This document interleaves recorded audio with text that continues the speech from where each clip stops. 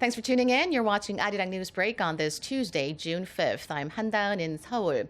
We begin with the weather. Much of Korea is being soaked with heavy rain as we speak, especially in the central region surrounding the Seoul metropolitan area. Let's go over to our Kim Hae-sung for further details on the warnings and advisories, as well as some damages the heavy rainfall is already starting to cause. Hae-sung. Hi, Daeun. Heavy rain warnings have been issued in Seoul, Incheon, and Gangwon-do province this morning. Showers are expected to get stronger in the nation's central region throughout the day, with Seoul seeing up to 30 millimeters of rain an hour. But as the monsoon front moves northward, heavy rain advisories have been lifted in Daejeon, Gyeonggi-do province and southern Chungcheong-do province. This marks the heaviest rainfall so far this summer, and there are growing concerns about the possibility of landslides, property damage, and injuries. In Gangwon-do province, a car crashed through a barrier and ended up in a swollen river at around 3 a.m. this morning. Unfortunately, the 4 people in that car are still missing despite a widespread search. And here in Seoul, as the water rises, parts of Cheonggyecheon Stream and the Dongbu Expressway have been temporarily closed. In Gyeonggi-do province, there are growing concerns North Korea may discharge water from its Hwanggang Dam, where waters are currently twice the usual level. If the North does that, it could affect the Imjingang River in South Korea's northern region. The Seoul city government is currently manning rainwater pumping stations, and disaster response personnel are monitoring rivers and low-lying areas where flooding is possible. Back to you, Daeun. Thank you, Hae-sung, for that. Lawmakers are gearing up for the second and final day of questioning government officials at the National Assembly. Today's session is centered around non-economic issues, following yesterday's fiery first session on economic matters. The questions are likely to be focused on the recent corruption scandal surrounding lawmakers, including accusations of nepotism. Korea's struggle to bring down ultra-fine dust levels and the oxy-humidifier disinfectant scandal are also likely to be top the talking points. We'll bring you more details on the interpellation session as we learn more in the afternoon.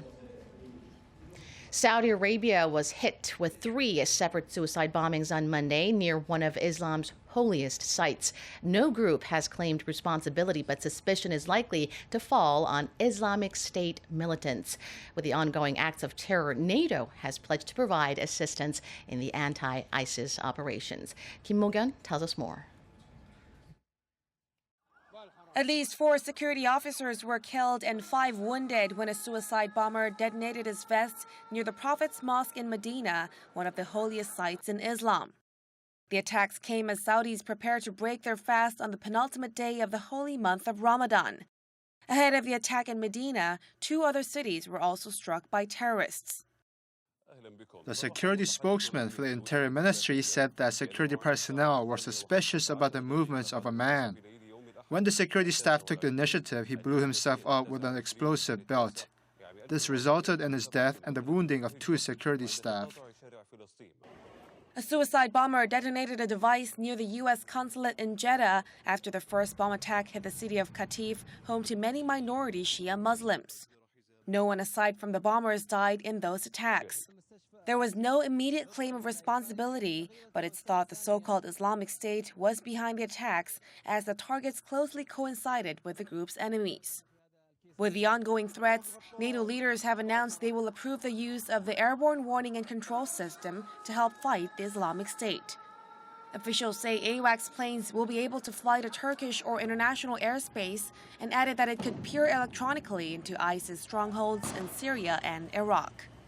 Kim Mo-gyun, ARIRANG News. More North Korean entities have been blacklisted by the U.S. government for their involvement in proliferating weapons of mass destruction. Oh Soo-young reports.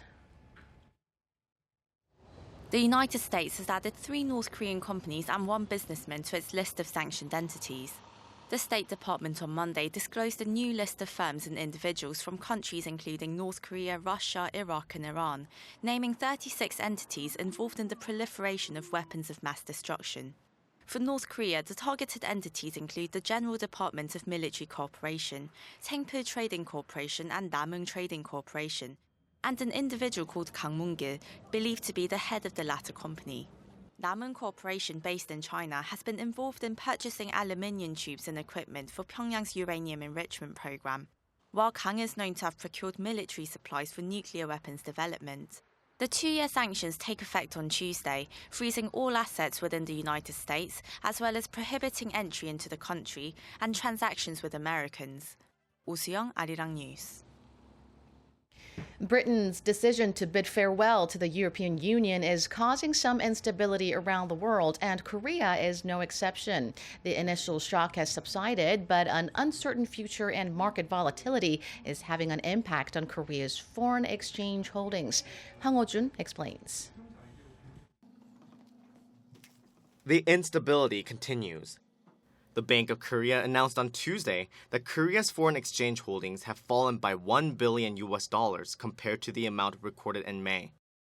Reserves are now below $370 billion for the first time since the end of March.